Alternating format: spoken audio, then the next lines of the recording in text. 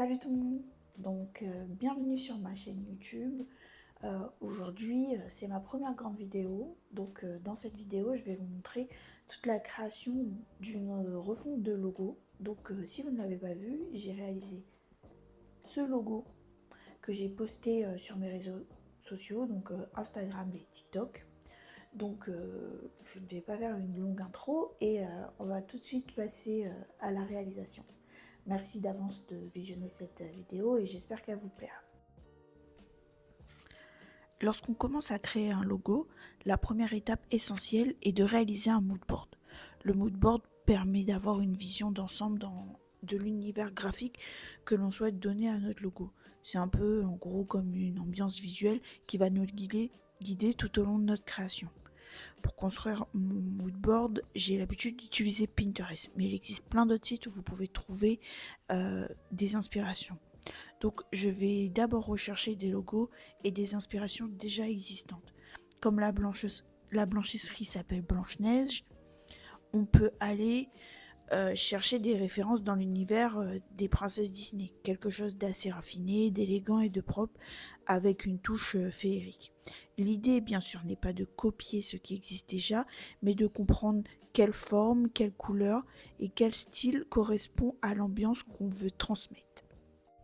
Une fois le mood board réalisé, on passe à l'étape la plus délicate, selon moi, c'est le choix de la typographie.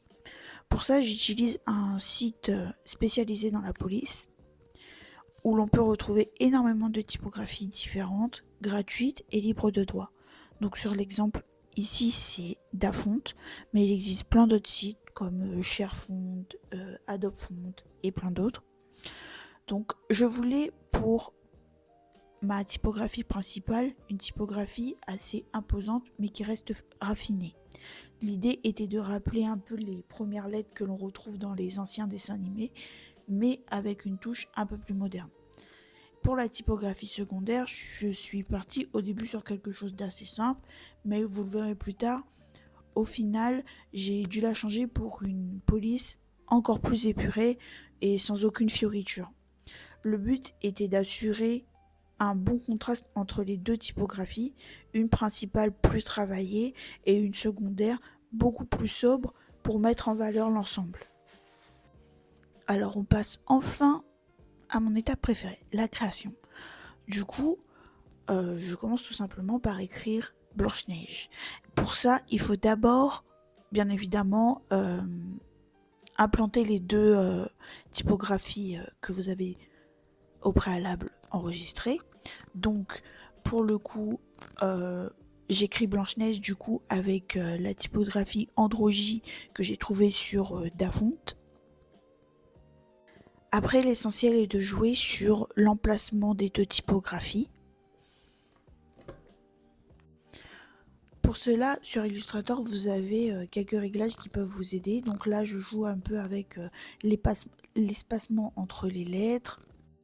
Bien entendu, j'aurais pu écrire Blanche-Neige sur le même texte, le ferrer à droite et jouer avec l'espace entre les deux mots. Ensuite, le plus important quand vous faites un logo, c'est de bien penser à vectoriser vos textes pour que ensuite vous pouvez bouger toutes les parties de votre texte que vous souhaitez, donc modifier la typographie comme vous le souhaitez. Donc là, pour ne pas confondre les deux lettres et mettre une séparation, je voulais séparer le N de la lettre N d'en dessous. Et donc pour ça, j'ai utilisé tout simplement le Pathfinder. Ce qui est bien avec le Pathfinder, c'est que une fois que vous avez sélectionné vos deux formes que vous voulez couper, il suffit juste de retirer toutes les parties que vous ne voulez pas. Donc moi j'ai mis toutes les parties, le N en rouge pour ensuite le retrouver plus facilement dans mes calques. Donc voilà, comme je vous l'ai dit et que je n'ai bien évidemment pas fait, je n'ai pas vectorisé mon mot neige, donc je vais le faire maintenant. Pour vous expliquer ce que j'ai essayé de faire, c'était de ferrer parfaitement les deux textes ensemble. Bien évidemment, il existe une façon beaucoup plus simple de le faire, donc de sélectionner les deux textes et avec l'outil d'alignement, le ferrer à gauche, tout simplement. Donc là, comme je vous ai dit, j'ai donc téléchargé une police sur Dafont, mais une fois placé sur le logo, je trouvais tout simplement que le contraste entre les deux typographies était beaucoup trop faible. Euh, donc j'ai dû le changer avec une police que j'avais déjà sur mes logiciels. Donc c'est Nunito, pardon, et c'est une police que j'avais trouvée sur ShareFont et que j'aime beaucoup. C'est une police très simple. On garde un peu d'arrondi dans les lettres qui rappellent un peu les premières lettres de Blanche-Neige.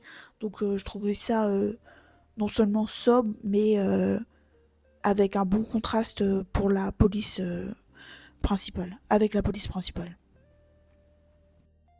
Donc une fois qu'on a tous nos textes, le but c'est de trouver la meilleure composition possible avec les textes.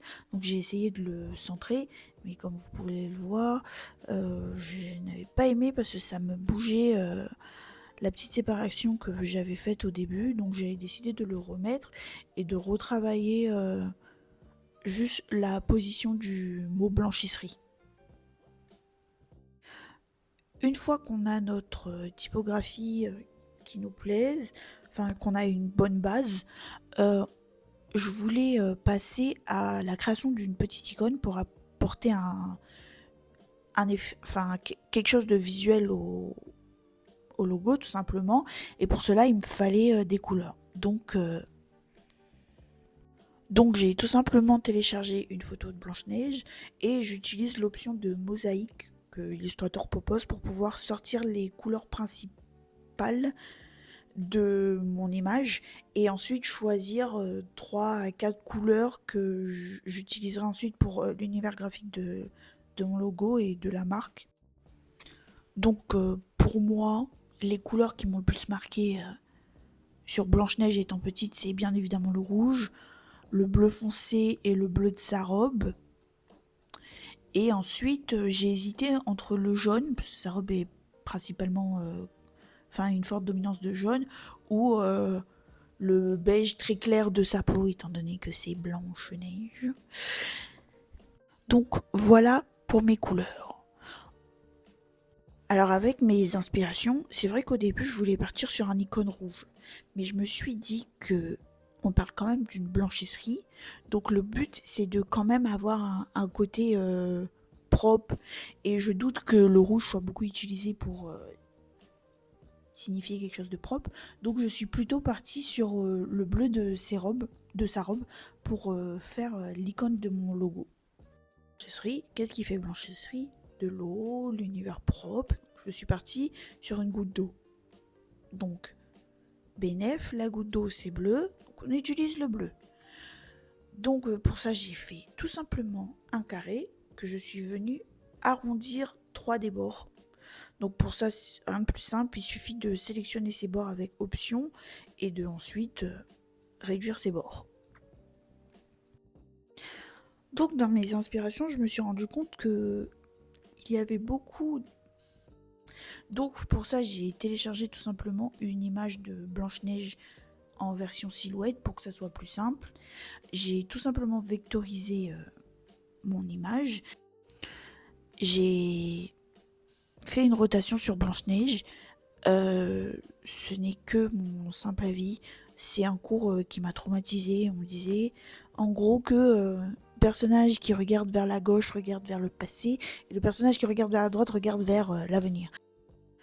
Ensuite, j'ai passé ma vectorisation en blanc pour voir à peu près ce que donne l'image dans ma bulle.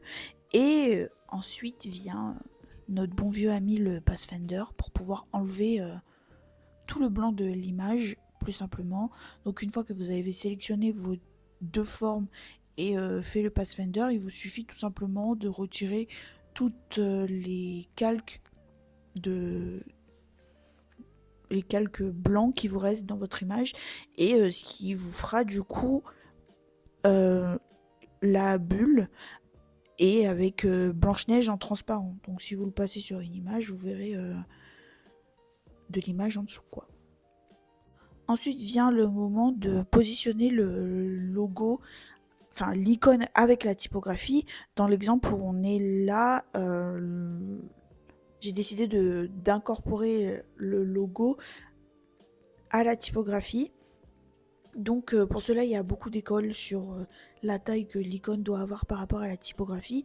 Si je l'incruste dans le logo comme je le fais ici, pour ma part, j'utilise la taille des petites lettres. Donc pas des majuscules, mais des minuscules. Donc là, je me cale sur la taille du E à l'aide des repères. Donc pour avoir vos repères, c'est commande R. Et ensuite, il vous suffit de prendre une barre de repères d'en haut et de la ramener en bas.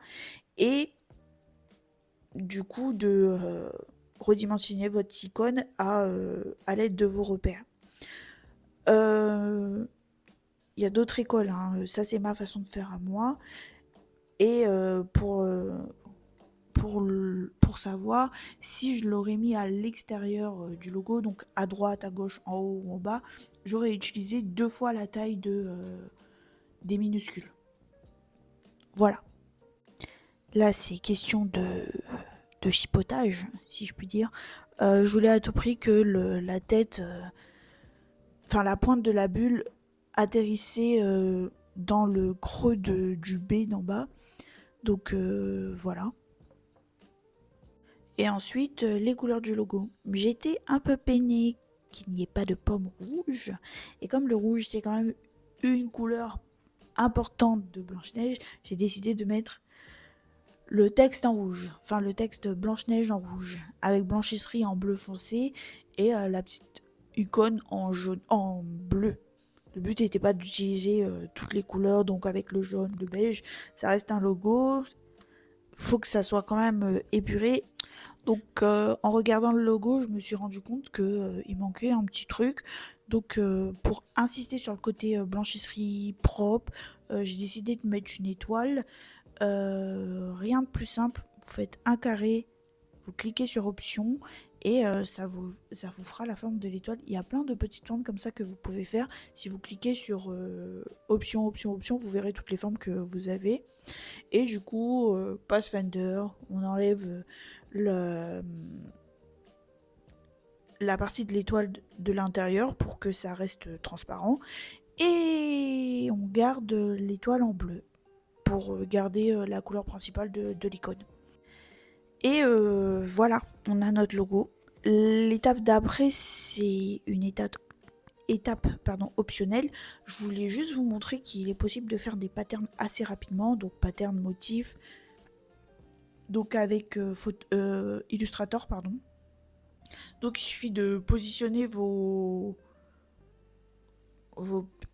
icônes comme vous le souhaitez. Donc moi j'ai repris l'icône principale du logo, une petite étoile et les oiseaux que Cendrillon aime chanter avec.